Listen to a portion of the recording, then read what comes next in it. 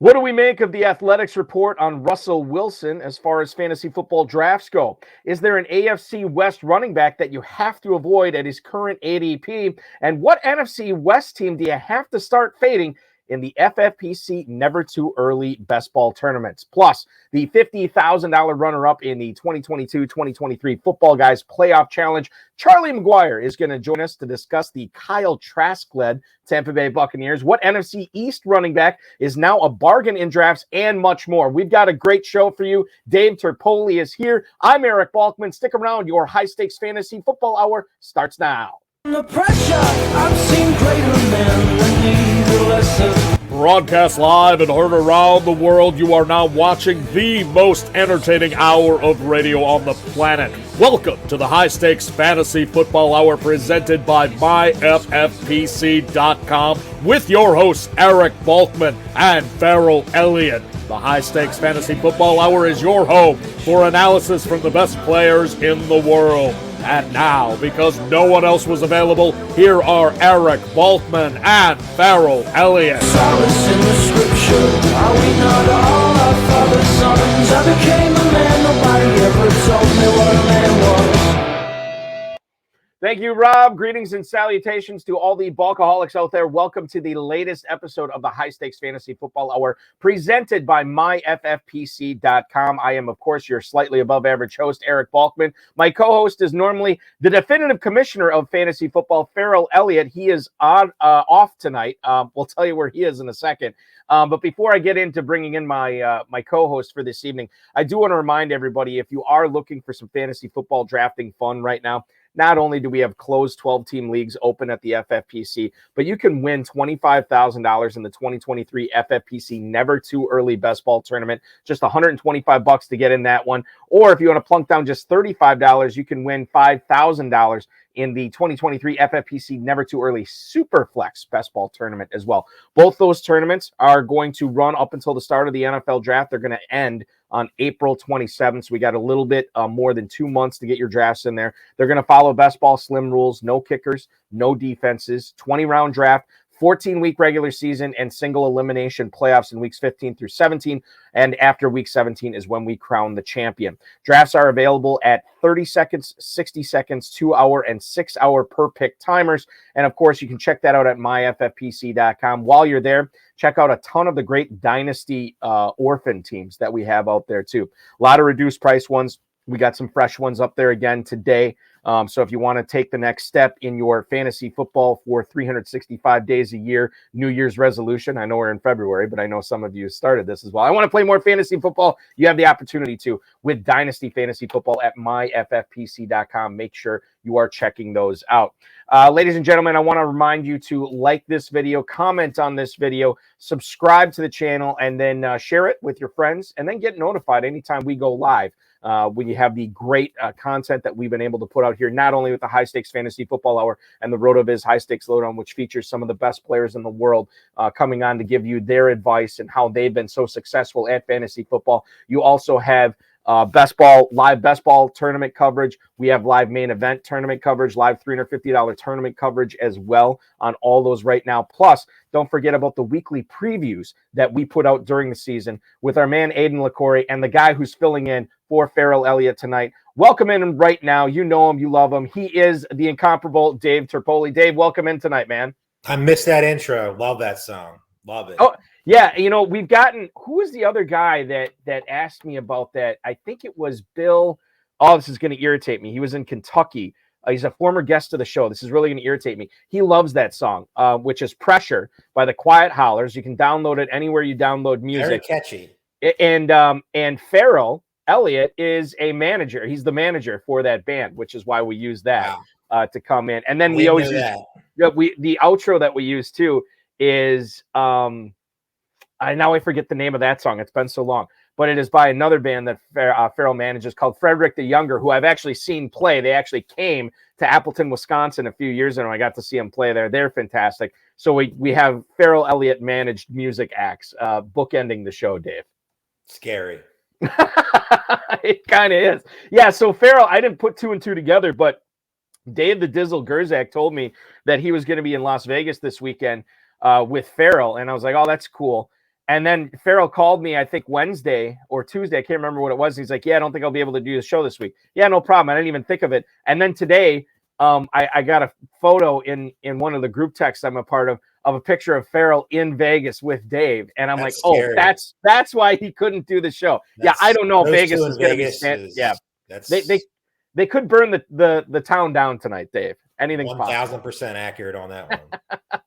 Coming up on tonight's show, Dave Terpoli and I are going to talk about whether Evan Engram's ADP makes him draftable right now, whether a certain sophomore in the AFC South is ready for a breakout, and then the $50,000 runner-up in the 2022-2023 Football Guys Playoff Challenge. Charlie McGuire is going to sit in to talk about some fantasy football analysis, some fantasy football advice that he's able to offer from his wealth of experience playing on a ton of platforms over a long period of time. We're going to get into that, I would say, in a little bit less than 10 minutes. If you want to connect with us on Twitter, you can do so at HSFF or at Eric Balkman. And Dave, you're on Twitter. Is it just Dave Terp? I always forget. Correct. Okay, Dave Terp on Twitter. Follow Dave there as well. Facebook.com/HSFFR. You can email the show, highstakesfantasyfootball@gmail.com, like many of you did this week. If you have any questions for us, for Dave, for Charlie, send them in now. We'll try to get to all the chat room questions, all the tweets, all the emails coming up in the fantasy feedback segment later on in the show. Before we let you go, enjoy your weekend. Ladies and gentlemen, I want to thank our audio engineer and my best friend Bryce, and of course our producer and mutual friend Rob. Here is tonight's Fantasy Flash. ESPN's Jeremy Fowler has reported that NFL teams have draft grades ranging from the first round all the way to the fourth round for the University of Florida Gators quarterback Anthony Richardson. Jeremy Fowler said that he can't remember a bigger variance league-wide on a feeling a quarterback than Richardson. One NFL GM told Fowler that Richardson is Cam Newton and Justin Fields combined. Wow, that's awesome. Fowler said that he thinks the team could take Richardson early in the draft and have him develop for a season, but that's always difficult to do if you're unfortunate enough to have a high pick. You probably don't want to have your top pick sit on the bench for the full season. I have already said about this, Dave, and I don't know how much dynasty stuff and rookie stuff you've gotten into. I've already said, like, even watching Anthony Richardson last year, this is a guy that what he's able to do with the football with his legs, it's awesome. It's unbelievable. He's going to come in and be a great NFL rushing quarterback from day one. The problem is, I don't know if he's going to be a good enough passer to compete for your team, your NFL team, and give them a chance to win. And if that's the case, I don't know how valuable he is. Not only, I mean, forget rookie drafts for a second here, even in super flex drafts, that's a different conversation. But you talk about drafting him in the best ball, never too early best ball tournament. Yeah, there's a significant amount of upside there, but to me, the floor is too low. I've kind of already made up my mind on Anthony Richardson unless somebody changes it. I know the odds actually switched. I think this week he went from like plus 5,000 to be the first pick overall to like plus 750, which is a massive move. I don't know, man. I don't know your feelings on Richardson. I am really, really, he's sketchy to me as far as a pro prospect. I definitely like him a lot more than you do. There is that built-in worry, though. He has to go to the right system, the right fit, the right coaches. They have to develop a game plan, especially early on, because like you said, throwing the football is going to be a question. 13 starts he's had so far, in his college career. That's crazy. He's going to go to the combine. He's going to put on all the show. Yep. And he's realistically probably going to get into the top 5. Does he belong there? It's tough because there's so many teams that need quarterbacks. There's so many new coaches that are starting from scratch. And you got to look at yourself. Do you want to go after a guy like Jameis Winston or Sam Darnold to be your one-year guy? Or do you want to just hand it over to Anthony Richardson and see what happens? Mm-hmm. It's a big, big risk. I think he's worth the risk just because, like you said, the rushing upside is immense.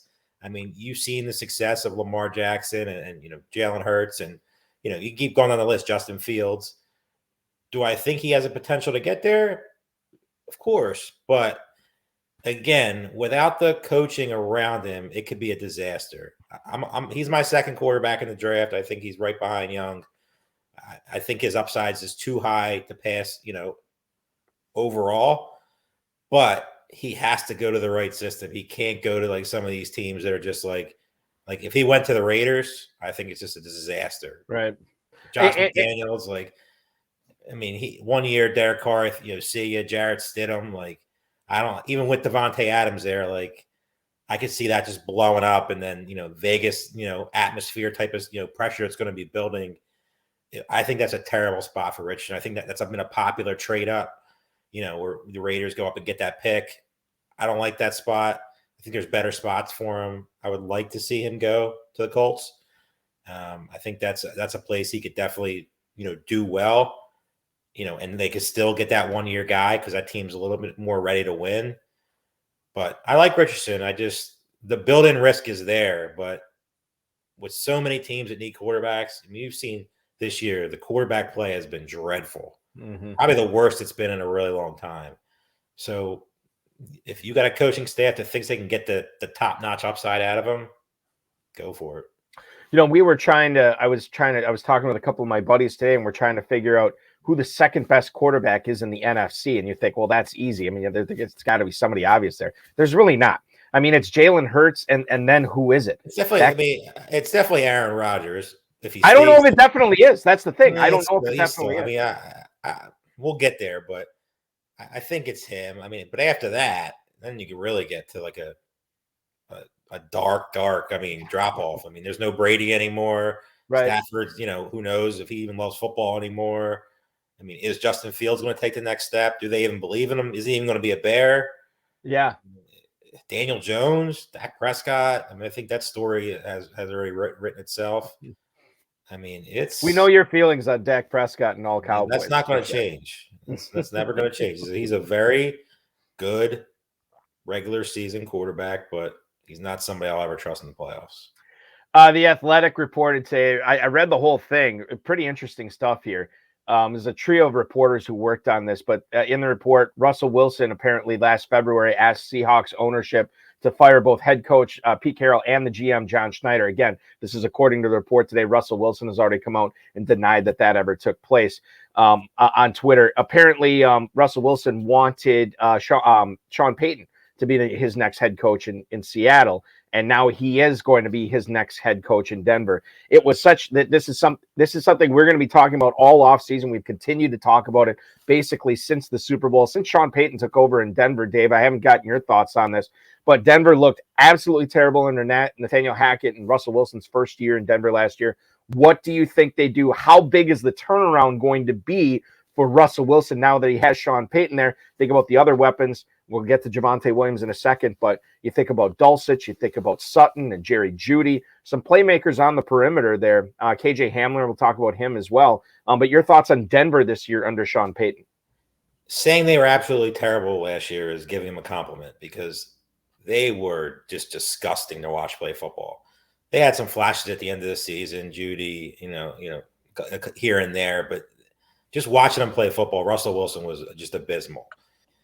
This report that comes out to me is a massive, massive red flag. I mean, of course, it could just be reporters talking and you're trying to stir up trouble. But you hear the rumors of he had his own office on the second floor away from the team. Like, what is true and what's not true? Sean Payton, I'm guessing, did his homework before he signed on the dotted line and knows all this stuff. Knew this stuff could come out. So they can't get any worse. He is a very good offensive mind. I think Sean Payton's a little bit of an overrated coach. They have enough talent there. I mean, hopefully they can unlock Courtland Sutton, who I was extremely high on last year, but he didn't look great, even, with terrible Russell Wilson. Jeudy, I still think's a player. I, loved him coming out of college. The tight end, showed flashes at the end of the season. They can't be any worse. They're still well behind the Chiefs, well behind the Chargers. They're probably right there with the Raiders. They're still not a playoff team. They might make a couple wins, but unless Russell Wilson gets back to the days of Seattle when he was good, I don't think they have enough to overcome even with the new coaching staff. Another guy that I think I am down on more so than the drafting public right now is DeAndre Swift in Detroit. Colton Pouncey, who covers the Lions for The Athletic, said, quote, "I'm not sure there's a future between the Lions and DeAndre Swift, given Swift's injury history and the money he'd likely want. He will want this money. I don't know if they'd work on an extension or new contract for him right now, but this is his contract year. He will be a free agent at the end of the season. It sounds like, more and more. I shout out to Dan Williamson from the GOAT District podcast, who's been saying this for quite a while now, that Jamal Williams is going to resign in Detroit. So it seems to back up a lot of what the beat writers are saying right now, that Williams is going to be back. I don't know, man. Like I asked, Pat Kerrane was on the High Stakes Fantasy Football show with me last night on the Better Sports Network, and he's definitely higher on Swift than me. But running back 14 at the end of the third round, okay, maybe I can kind of get on board with them there, but I'm certainly not targeting him. There's other guys I like. Pat was talking about how he loved Tony Pollard, who's going after Swift. He liked him a lot better than Swift. You think about Dalvin Cook. I like Aaron Jones better than Swift, and Aaron Jones is going a round and a half later than DeAndre Swift. What are your thoughts on DeAndre Swift this year? Is he a guy you'll be looking at that 3-4 turn? Love the player. The player is not the question. The situation, we say this all the time. The coaching staff just doesn't love him. I mean, I don't understand why. He's clearly their best running back. And Jamal Williams, that was cute last year, but if you just give half those touchdowns to Swift, we're talking about a first, second round pick. I mean, but it didn't happen, and there wasn't even a thought of it happening. Every time they were at the 1 yard line, 2 yard line, it was Jamal Williams. So I don't know if you can take him at that spot. If he gets traded, then it'll depend on where he goes. But the talent, you just see so many flashes of greatness. You see a flash of a number one running back upside, in my opinion. Love the player, but the situation, if they're bringing back Jamal Williams, like, I feel like you can find better at the 3-4 turn. I mean, I'll still have some of them, but he's not a target, early on, without, so much unknown. I mean, they could draft a running back in the top, 3 or 4 rounds. Then what happens? I mean, they were giving the ball to Reynolds and Justin Jackson from the streets, like, and Swift was just hanging out on the sidelines. So it's definitely a worry. If Jamal Williams comes back, it's definitely not a 3rd or 4th round pick for me. Finally, somebody who I'm on the same page with Swift is you. That makes me feel better, Dave. Final point I want to bring up, because we got Charlie McGuire in the green room right now waiting to come on, the $50,000 runner-up in the Football Guys Playoff Challenge last year.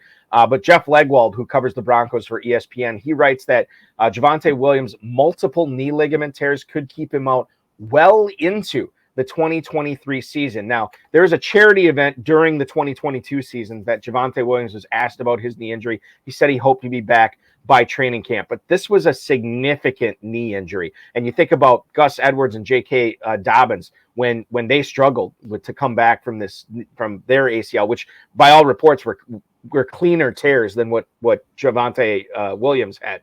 Now, he should be good under Sean Payton, but for a guy who could miss, according to the beat writer, and who knows? I mean, he could be wrong. He doesn't know right now, but this is what he's saying. Maybe this is what he's hearing around the building.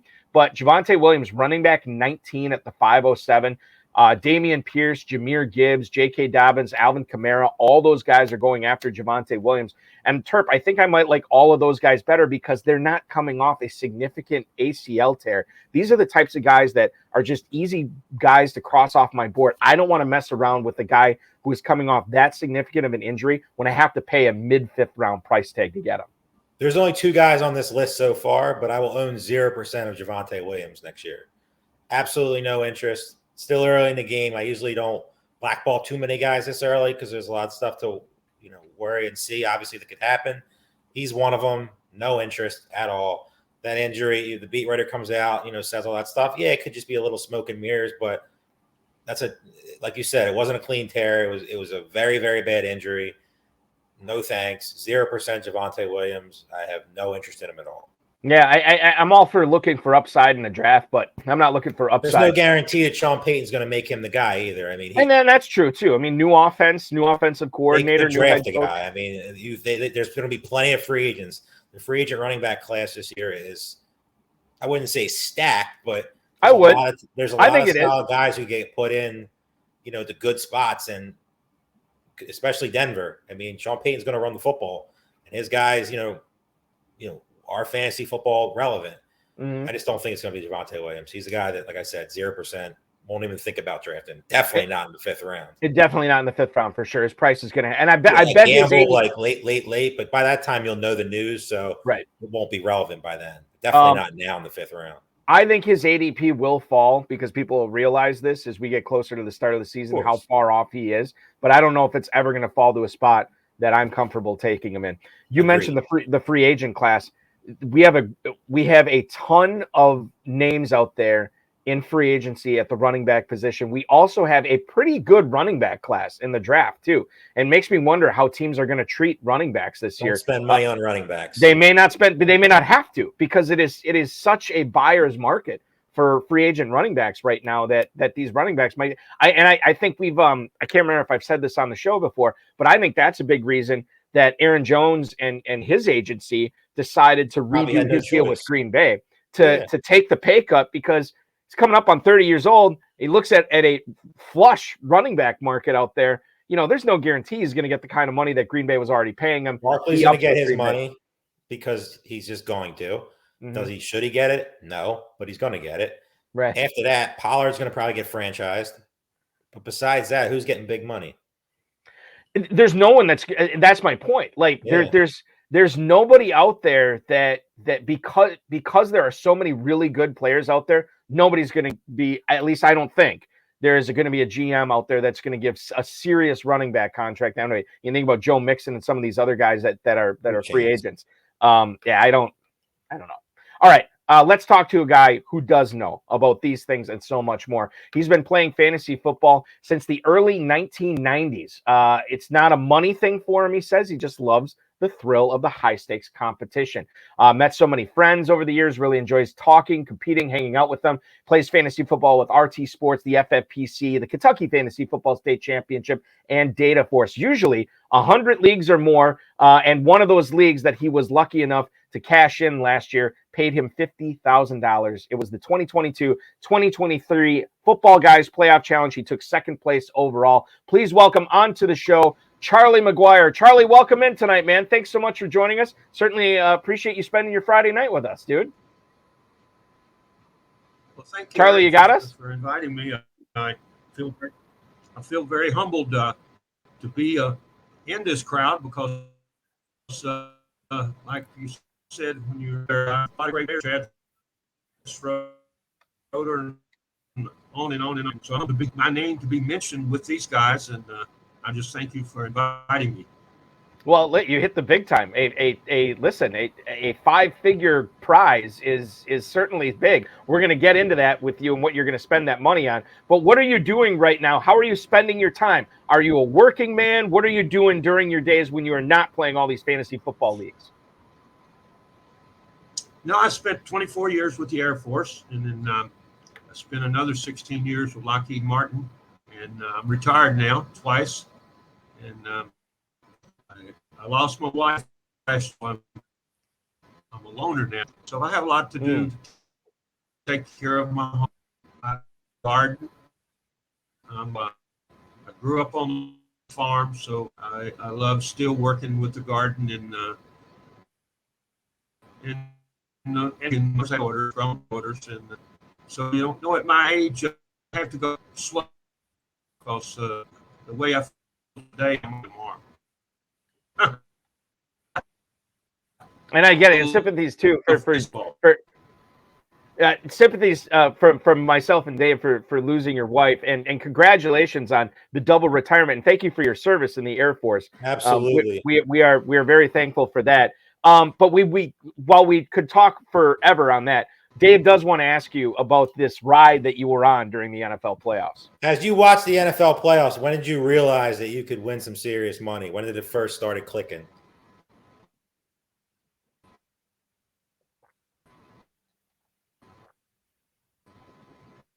Charlie, we still got you? Well, we might have lost Charlie. We may have lost Charlie. Let's see if we can get him back here. Listen, live YouTube stream. Anything can happen, and usually does. I think we got him back. Charlie, when Dave wanted to know when did you realize that you might win some serious cash in the Footballguys Playoff Challenge last year?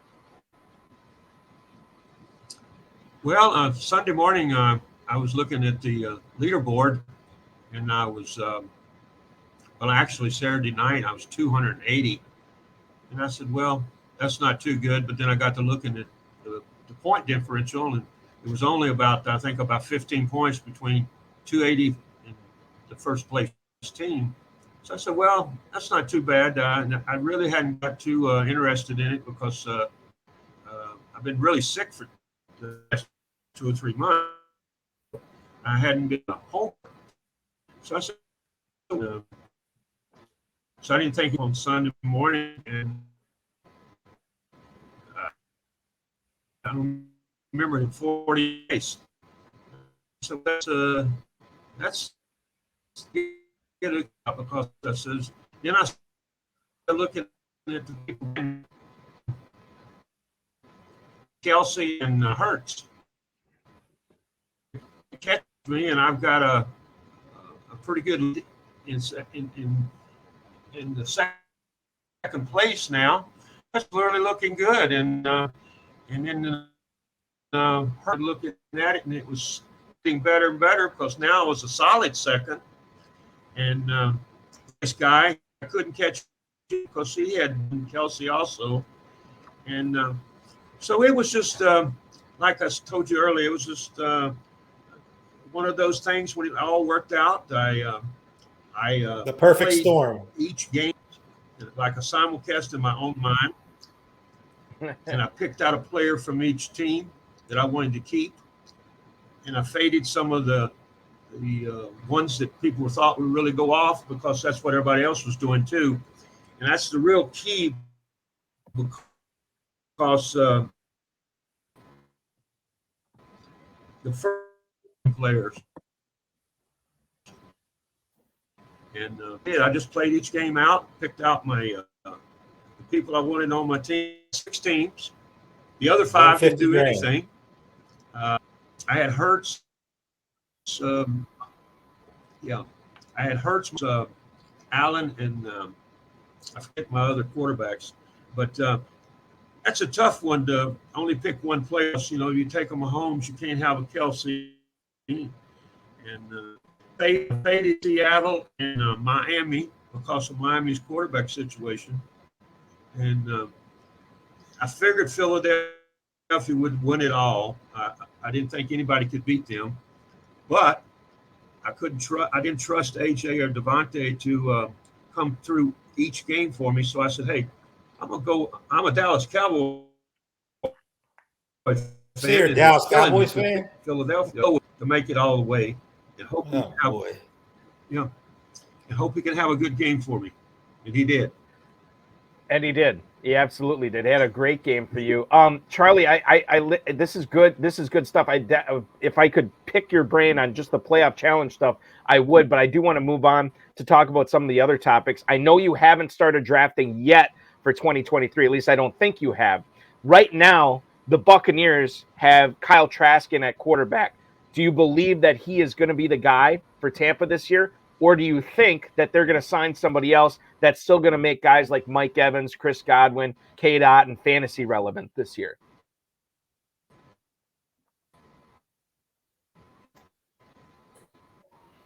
I think we lost him again. Did we lose him?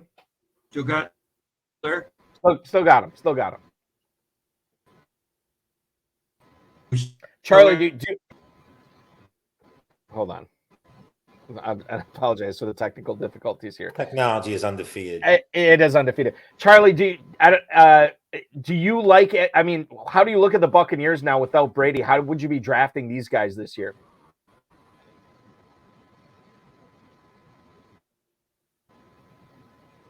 Still nothing? Nah, he's frozen.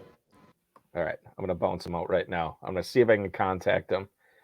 And, well, Dave, while we're waiting for Charlie, how do you view the Buccaneers this year without Brady? I mean, they got to bring somebody else in. I mean, obviously Trask, Brady kept that team together. I mean, last year was a little bit of disaster. Actually, it was a lot disaster. I mean, Fournette likely gone, Rashad White taken over, Evans or Godwin maybe traded. I mean, there's a lot of questions in Tampa Bay. Do they try to tank for Caleb Williams? And is that why they're using Kyle Trask? And the coach is coming out saying that he's the best quarterback in the division. That's crazy because he's never played an NFL real snap that was meaningful. So I don't know. I mean, Godwin's always a guy that I would target over Evans. Well, could they add somebody? It'd be cool if they brought back Jameis Winston for a year just to throw the ball around. Reignite the offense of a couple of years ago. That'd be fun. But I think one of the Godwin Evans get traded, probably Godwin, because he has more value. So he's definitely a guy to watch. But there's so many questions in Tampa Bay. They're a wait and see for me. Charlie, how do you view the Buccaneers in the post-Brady era? Well, I agree with Dave. I like Godwin a lot. Back, if you don't know anything about to a good team, offense and a good quarterback. I think him. They don't pick up. I don't see anything good. Frozen? Looks like it. I think so, yeah. All right. Charlie, let's move on here. And I apologize, we're having some internet connection issues with you right now. Let's talk about Lamar Jackson. I mean, we don't know if he is going to be a Raven this year or if he's going to be with another team at all. Terp, I'll let you handle this first. Is he too risky to draft right now as the 7th quarterback off the board? I don't think so. I mean, I don't see a way he doesn't play somewhere. I mean, it's very likely to be Ravens. I mean, what else are they going to do? I've never been the biggest Lamar Jackson fan as a quarterback, but what are they just going to start over and do what? Their draft pick isn't good. They don't have, a ton of assets. Nobody really wants to play receiver with Lamar Jackson, but his rushing upside and his game-breaking ability, I mean, you've seen it. You've seen him be quarterback one, week after week after week after week.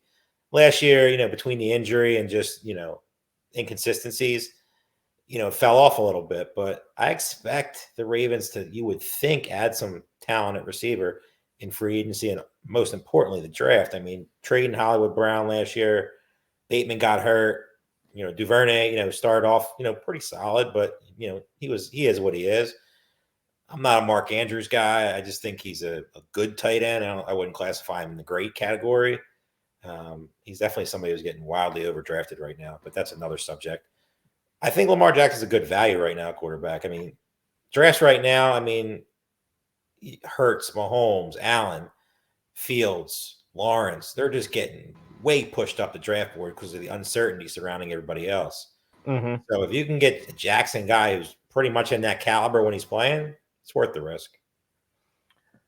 Charlie, we'll go to you one more time here to see if we can get your thoughts on one of your Cowboys, Ezekiel Elliott. He is now an 11th round pick in the FFPC Never Too Early Best Ball Tournament. Is he a guy that you would look at drafting this year because he has fallen so far? This is probably the lowest he's ever gone.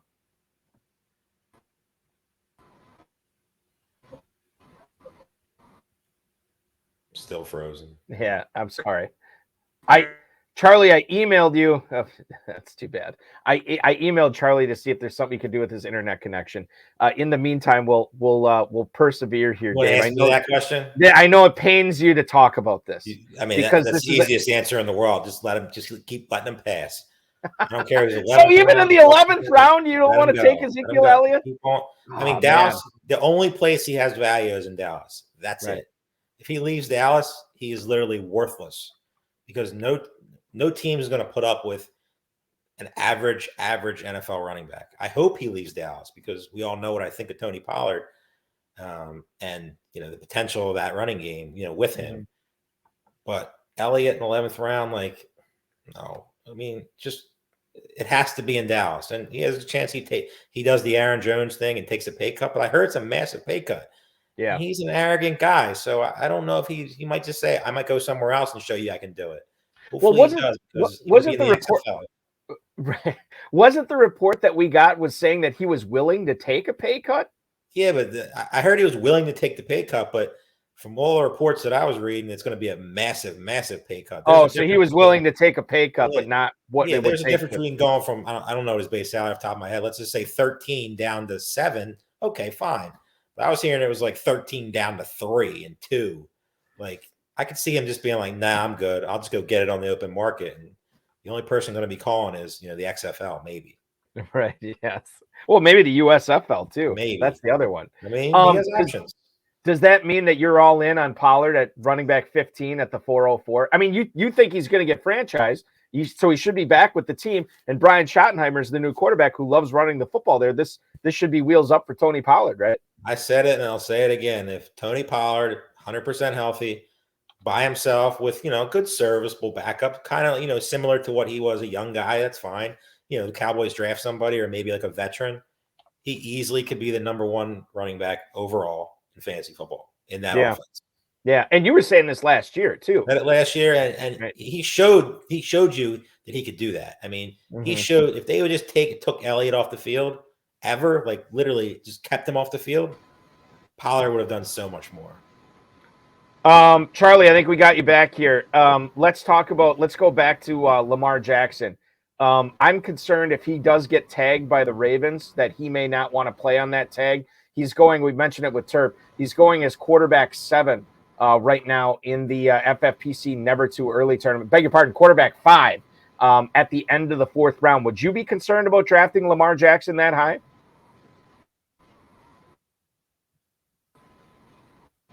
A lot of people really love Lamar, but I've never cared for him that much. He's just too many problem, injury concerns. I'm from Kentucky, and I watched him play at Louisville, and I never was impressed with his arm strength and his running ability, of course. But no, I would stay away from him unless he was given to me. I was asking for an unbelievable $250 million or something like that. That money fully guaranteed. And that's craziness. I don't like these guys that cause so much, issues, and always complaining about something. I just stay away from them. It's just a personal thing. But to answer your question, no, I wouldn't have Lamar at all unless he's, like I said, somebody given to me in the 12th round. Okay, let's talk about the round before that, the 11th round. Ezekiel Elliott. Do you want to be on board with Ezekiel Elliott in the 11th round right now, Charlie? No. I'm a Cowboy fan. That's really unfortunate you're a Cowboys fan. I wish I would have known that before the show started. Yeah. He's a decent backup right now. I kind of even hesitate a little bit on that, but the depth, and I think he's going to take a tremendous pay cut and stay with Dallas because, like Dave was saying, I don't think anybody he would ask. So now you guys going to have to face going to hurt, but I'll have to say bye-bye to him. What about are the Packers going to say bye-bye to Aaron Rodgers? Where do you think he's playing in 2023? Do you think he is playing in 2023, Charlie?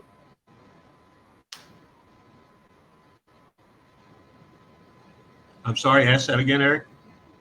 Aaron Rodgers, where do you think he's going to be playing football in 2023? Is he going to be in Green Bay or is he going to be with another team?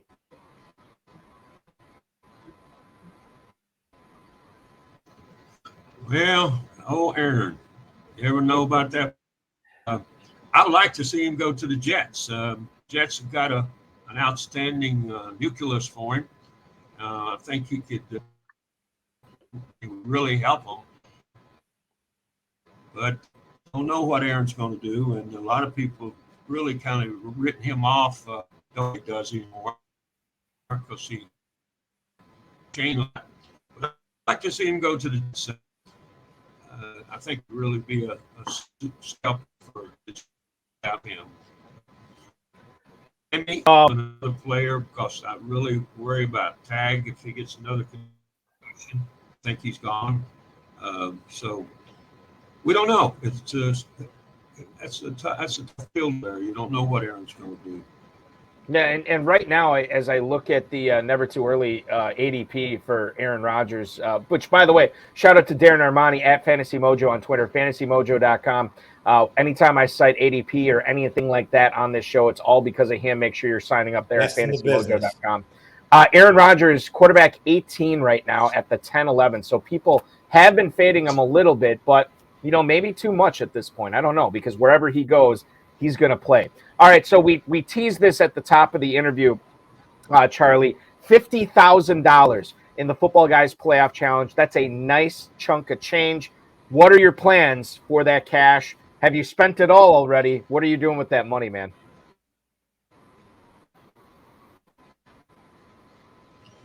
No, it was just put into my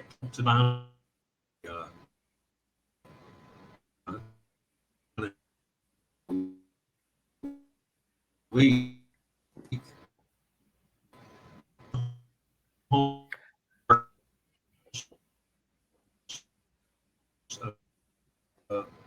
Homeless.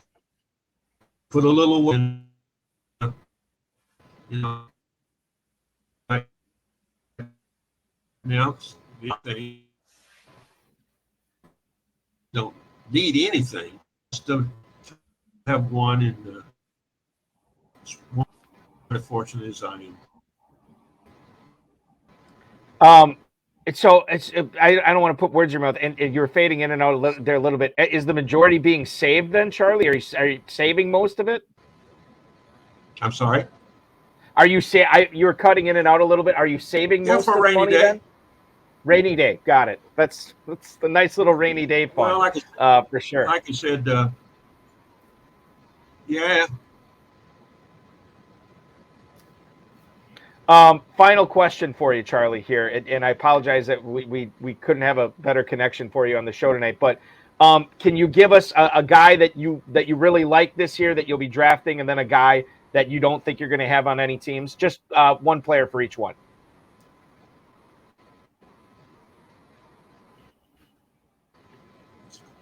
Well, I liked Jets rookie receiver.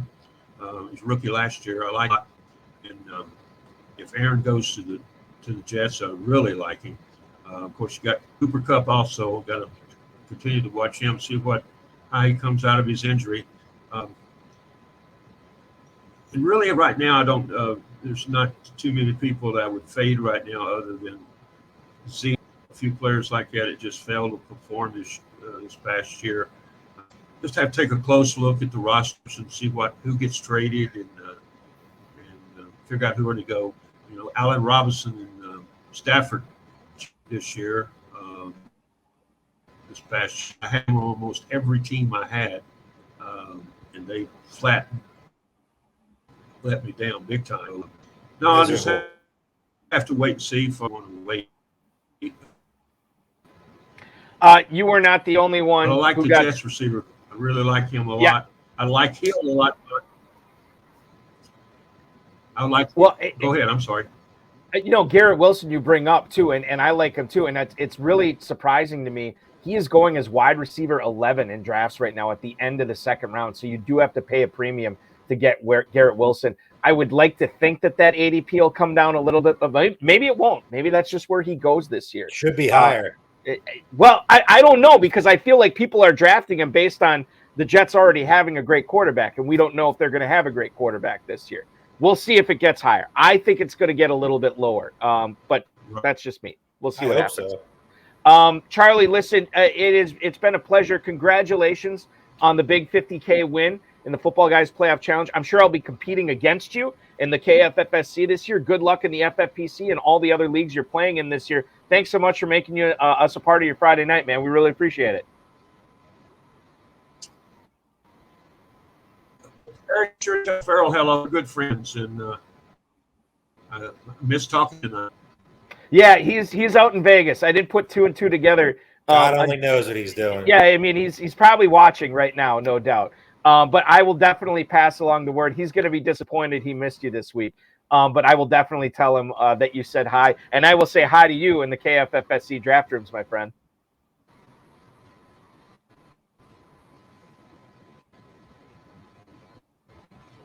And I will say bye to you right now, Charlie. I think he's frozen. Frozen. Oh, there you go. We got the wave. All right, Charlie McGuire, ladies and gentlemen, joining us tonight on the High Stakes Fantasy Football Hour, giving us some good nuggets there. Some stuff that I think I hadn't thought about. It's nice to have a $50,000 rainy day fund, though, Dave. Seriously. That's nice. 2 seconds already. I always want, like, because I haven't really come close. Well, I mean, in the NFFC and whatever that was, 2008, was it, or 2010? I can't remember. 2011, one of those years. But that's when Kurt Awe and Dave Gerzak and myself, we won the prime time, and we split that up. And I don't really remember what I spent the money on. I think it helped pay for some of my schooling, which was good. But I didn't do anything fun Also, with it. so boring. You're totally boring. I'll tell you what I did. You know what I did remember? I bought, I don't know if you ever watched this show. It was on Comedy Central. Oh, God. How many years ago was it now? It was like a mid-90s, late 90s show.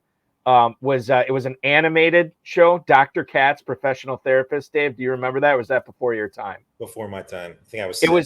It was basically a half-hour show, animated, and it was this guy, a therapist, who would see all these famous comedians, and these comedians would come in as themselves.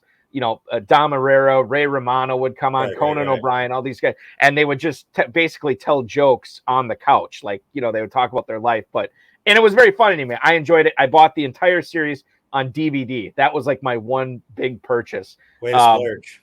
Yeah, exactly. And then the rest of it I spent on school like an idiot. And now look where the school's got me. I'm sitting here home on a Friday night. At least I get to talk with you and hang out with you. Positives. But yes, those are the positives. Always looking at the silver lining, man.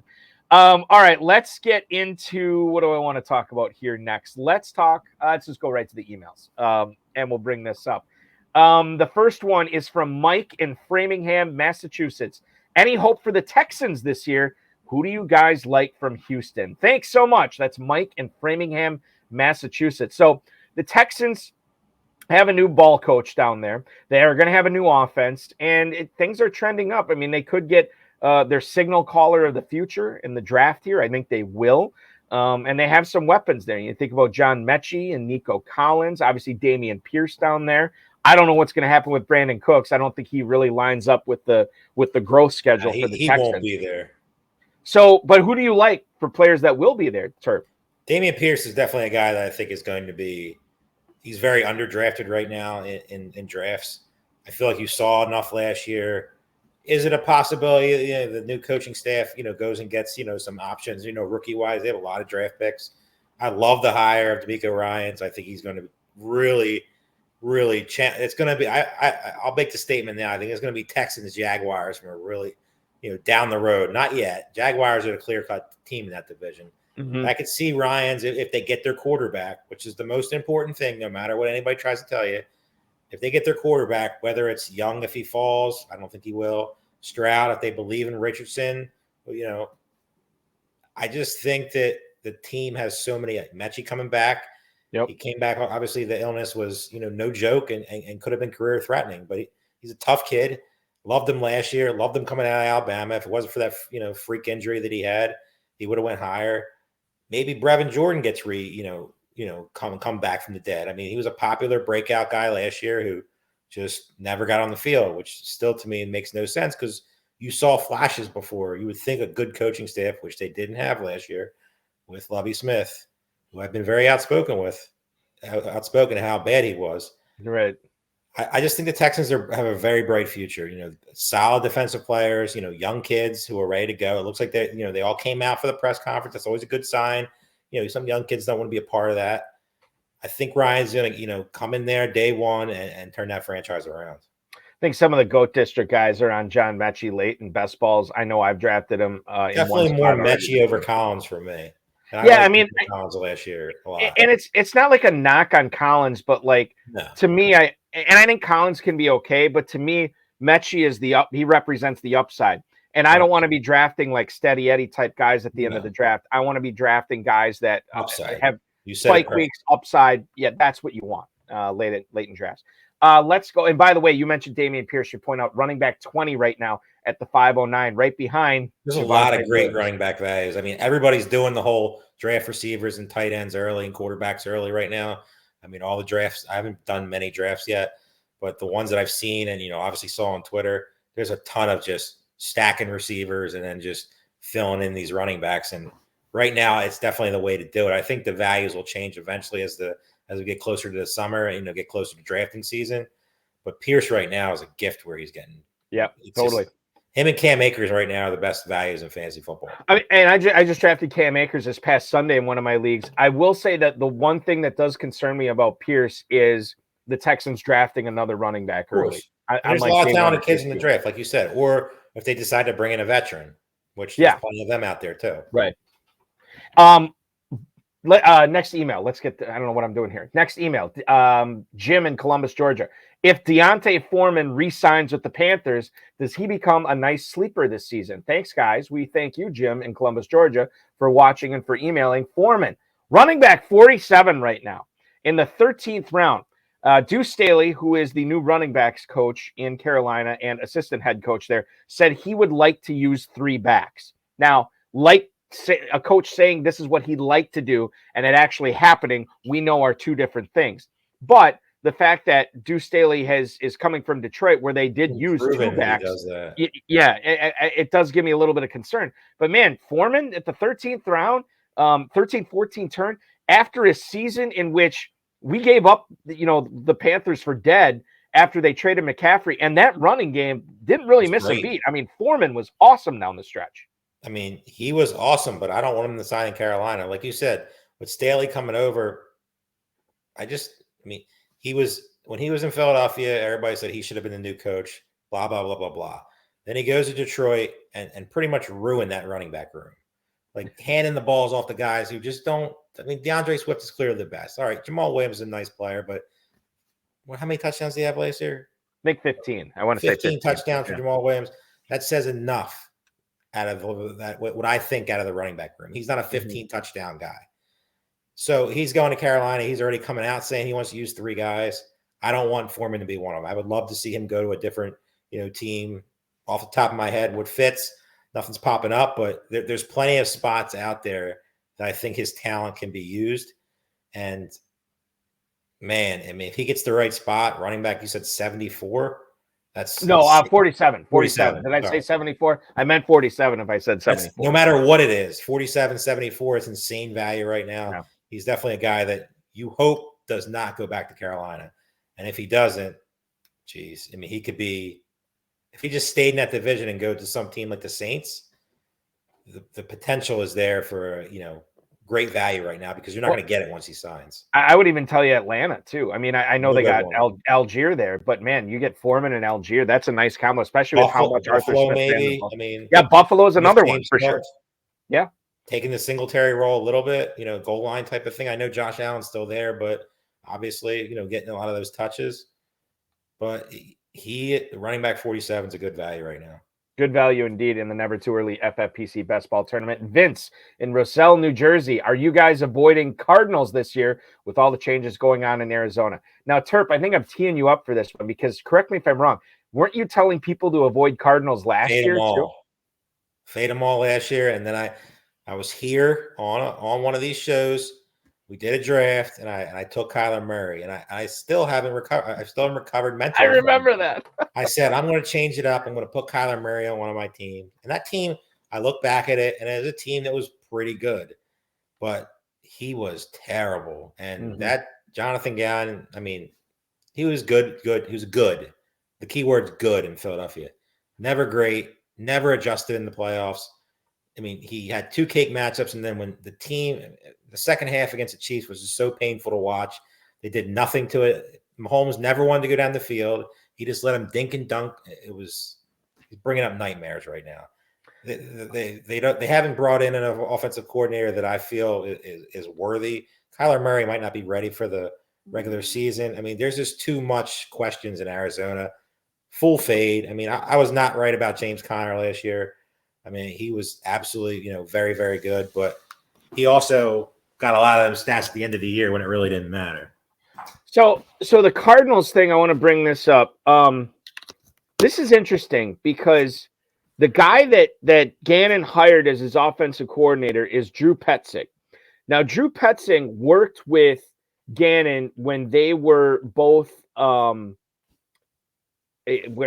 Minnesota, right? Yes, in Minnesota, he was a wide receivers coach there. He was also the tight ends coach for Kevin Stefanski in Cleveland. This past year, he was still in Cleveland, but he was just the quarterbacks coach there. So kind of a promotion, the quarterbacks coach, just 1 year. Now he's the offensive coordinator for the Cardinals. He's 35 years old, and Gannon is a defensive guy, right? So he's not calling a single offensive play. Right. I mean, this is Drew Petzing's show, and there's a lot of unknowns here, which could be okay. It could be okay. It gives you a lot of red flags, though. Kyler Murray's not going to be ready for the start of the season. It sounds like Colt McCoy's not going to be ready for the start of the season. You have a lot of rumors that Hopkins is going to be traded. And Ertz probably on his way out. And he could be on his way out. Now, they still have McBride. They still have Brown, and then Rondale Moore. Maybe he'll get more of a chance this year. I don't know. He's got to stay healthy. That's the problem. And then speaking of staying healthy, it's James Conner in the backfield, and then what else there? Keontae Ingram. I mean, there's not much there. That's I mean, they'll be signing somebody. They have to draft somebody. But I'm with you. Like, I'm not really seeing a lot of reason to be bullish on the Cardinals right now at all. Kyler Murray is number 2 on the list. I said there was 2 guys on the list. I will never draft Kyler Murray. Not draft. You learned your lesson. You hear me on this show, you can fly down to Philadelphia, knock on my door, and literally just pistol whip me, please, because I am not draft. I still look back at that Kyler Murray team. If I just tweaked it like 2 players, could have been done some damage. It was painful to look back at. Our guest tonight, Charlie McGuire, I don't know how close he is to Lexington, Kentucky, but Randy is emailing us from there. He wants to know, this dates back to conversations that we had on the show last year too, Turb. Mm-hmm. Is Treylon Burks going to be the second-year wideout who makes the biggest fantasy leap? Thank you. That is Randy in Lexington, Kentucky. Randy, thank you for watching and emailing. I'll give you the floor to talk about Treylon Burks here. He really came on at the end of the season, and he's a guy that I think I don't know how much more Olave, guys like that are going to jump up in year 2. I think there's a lot of room for Burks to jump up. There's plenty of room for him to, jump up. That Robert Wood just got released the other day. They're going to be in the market for some veteran receivers. You would think. I mean, you would think they open up the offense a little bit with Tannehill coming back off injury. Hopefully, it's not Malik Willis because he looked dreadful last year. Yeah, he's not ready. Is there a world where they might draft a quarterback or sign one of these veterans to compete with Tannehill? I hope so. Yep. Because Burks is a talented kid. He showed enough flashes for me. I was very high on him last year. It was like the perfect storm. Injuries, off the field stuff. The injuries with Tannehill. Them just giving Derrick Henry the ball 600 times a game. That's just not a winning formula. So his upside is so high. But I don't know if he gets there in that offense. They changed offensive coordinators, and that's cool and all, but I don't trust Tannehill. Derrick Henry's still there. They're not just going to stop giving him the ball. And every time it is 25 touch games, is there enough upside for Burks to get there? I love him, but I feel like he's going to get to a point where he's going to get too high. Right now, I think he's in a good spot, but the hype, puff piece is he's having a great camp. He's the guy. Yeah.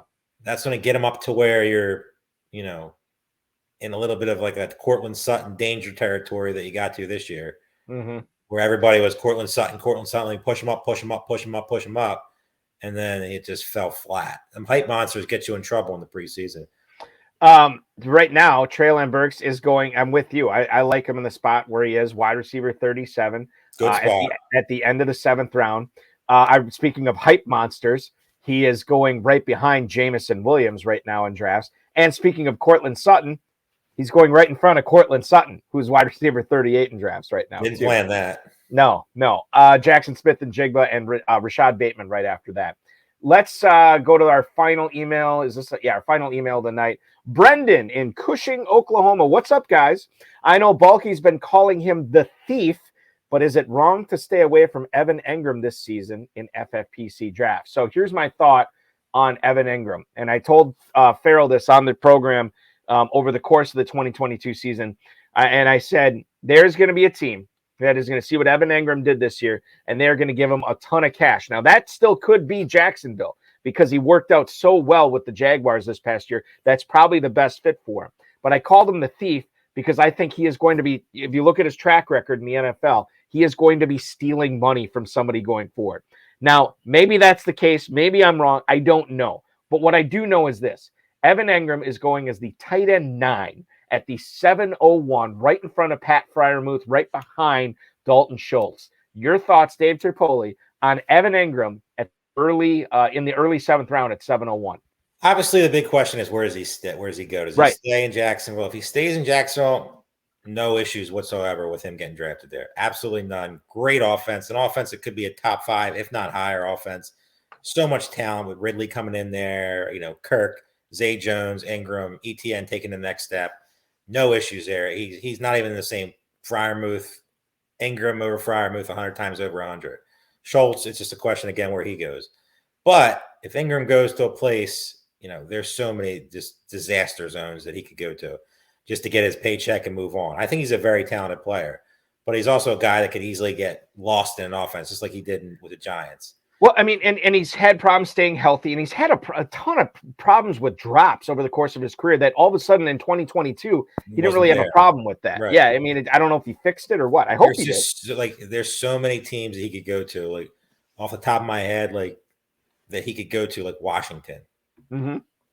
Like he might get a bag there, but where's he catching the ball?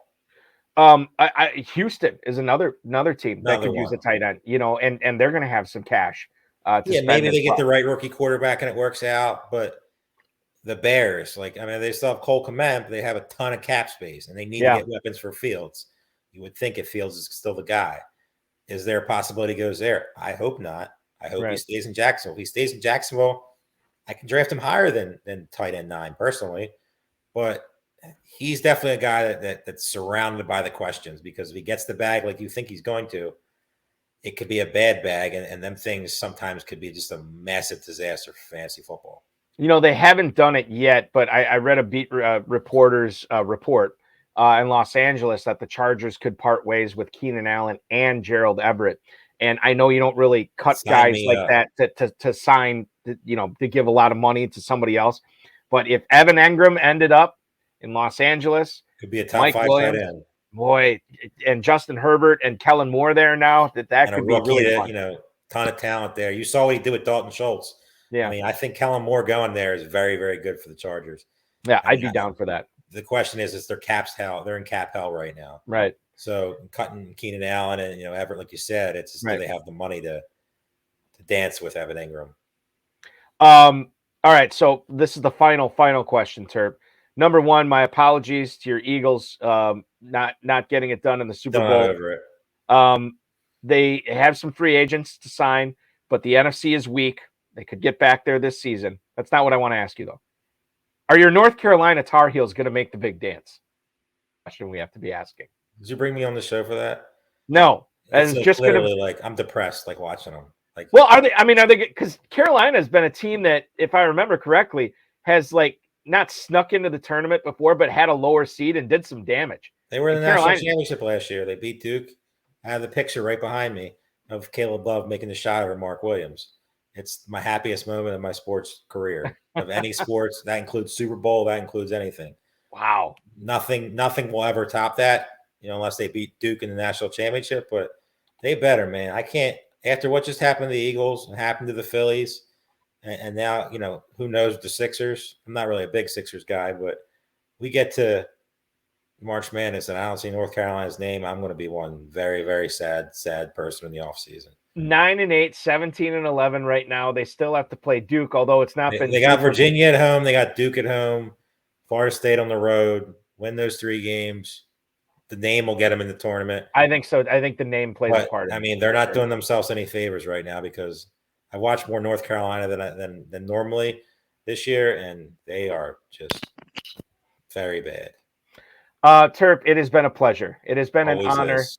Thank you so much for sitting in with me tonight. Follow Dave on Twitter at Dave Terp. You will see his mug on these programs going forward this coming season. I'm sure you and I are going to hook up for some 100%. best ball main event coverage, all that good stuff that we did last year. Enjoy your Friday night, my friend, and thank you so much for Thanks, popping. brother. Have a good one. You bet. Dave Terp, ladies and gentlemen. Dave Terpoli, who joined the show tonight, filling in for Farrell Elliott, who's living it up with the Dizzle. Farrell Elliott, who's living it up with the Dizzle. Farrell's buddy Fenton, and then, of course, another friend of the show, Steve Hutcherson, all partying out in Vegas this weekend.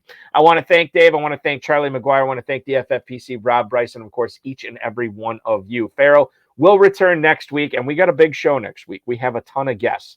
The show will be live at 10/9 Central on Friday, and we will have the 2022-2023 world-famous FFPC Playoff Challenge $500,000 grand prize winners, Judd Rosengart, Tim Hall, Stephen Aarons, and Phil Orban will all join the program next week, along with myself and Farrell Elliott. Don't forget to check out the High Stakes Fantasy Football Show on the Better Sports Network this coming Thursday night at 7/6 Central on the Better Sports Network app. Had Pat Corain on from NBC Sports Edge and the Ship Chasing Podcast. A lot of fun to chop it up with him for 2 hours last night. We're getting great guests on there as well as on this show. So make sure you're downloading the Better Sports Network app in the Google Play Store, in the App Store. It's free, and you get a lot of chance to win prizes on that too when you're checking out the content. Check out the FFPC Never Too Early Best Ball tournaments going on right now. The standard one, non-Superflex, $25,000 grand prize, $125 entry fee. You can also plunk down $35 and win a $5,000 grand prize in the Never Too Early Superflex Best Ball tournament as well. Again, both tournaments running up until the NFL draft, a 14-week regular season, and then 3-week playoffs where we'll be single elimination, and then we'll crown a champion after that. 2-hour, 6-hour clocks for the draft times right now, as well as 30-second sit and goes and 60-second timers as well. Dynasty Orphans, plenty of those available at myffpc.com. Make sure you're cashing in on those, picking up some teams that are ready to compete this year. Many of them are ready to go this year. You could pick up an orphan, reduced price, and run it all the way to a title in 2023. Thank you so much for watching tonight. Remember to like, subscribe, comment, and share, get notified so we continue to produce all the great content that we do on the FFPC YouTube channel. And thanks for watching, everybody. Your weekend officially starts now.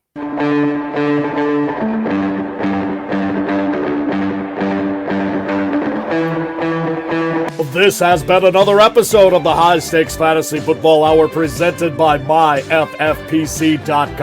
It was broadcast live and was watched around the world. Balky and Farrell will be back next week with more analysis, more interviews, and more advice from guests much smarter than they are. Thanks for watching, and we'll talk with you again next week. In honor of Aaron Rodgers, who just came out of his darkness retreat, which I don't think lasted 4 days. I think it was only 2 days that he lasted for his darkness retreat. I am also going to retreat to the now done and get ready for next week's show. But I hope everybody else, whether you're partying, hanging out tonight, doing whatever, or you're hitting the sack shortly like I will be in like an hour or two. Thanks so much for watching, everybody. Appreciate you.